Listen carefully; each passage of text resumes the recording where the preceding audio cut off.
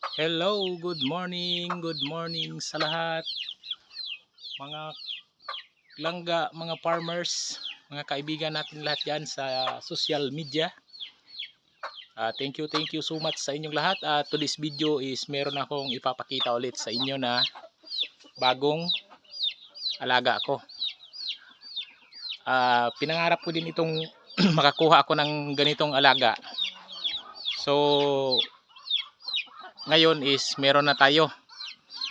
May pagsisimulan ulit tayo na isang paris. So ipapakita ko sa inyo kung ano ang aking alaga na bago. Ayan oh. Ito, may dalawa ulit tayong patutin. May dalawang patutin tayo. May dalawa ulit tayong patutin. Ayan. Dito ko sila nilagay sa muna, baboy ko pang samantala. Dahil hindi ko naman pinapasok dito at buntis yung ating pigi-pigi ay buntis na. So hindi ko siya pinapasok dito. Ngayon may patutin na tayong dalawa. Chiki-chiki. Chiki-chiki-chiki. Chiki-chiki-chiki.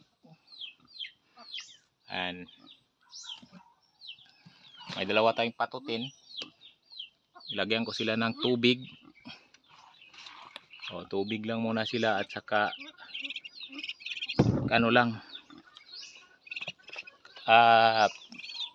saging lang muna ang pinapakain natin sa kanila. Meron akong ipa doon pero hindi ko nilagyan. Okay, tinry ko kung kakain sila niyan, kakain naman sila. So pag may mais din tayo, mais din bibigay natin sa kanila. Bagong ligo sila, naligo sila ng naligo. Tuwang-tuwa sa tubig. Kahapon kasi parang nanibago pa lang sila kahapon kaya di pa sila naliligo. Ngayon, naglaro na silang dalawa at naligo. At kumain. Kahapon hindi ko nakita na kumain, hindi ko lang alam pero nilagyan ko ng pagkain pero kaunti na lang ng kaninang umaga paggising ko. Is kaunti na lang. So ngayon ay marami na ang kanilang kinain at naglaro sila, naligo sila sa tubig. Kaso ano pa sila, mailap pa sila. Kasi pang 2 days pa lang nila dito ngayon. 2 days and ihap pa nga lang. Kasi kinuha ako sila kahapon is tanghali. Ang tinawagan ako ng pinsan ko na meron siyang pato na dinala galing pa sa bayan ng asawa niya sa Libakaw, Aklan. So pinuntahan ko doon at inuwi ko dito. Ayan na sila. Pangsimulan ulit natin ng panibagong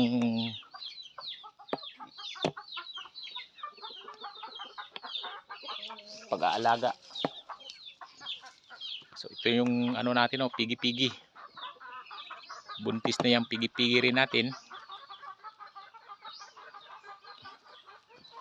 So hanggang dito na lang yung aking update.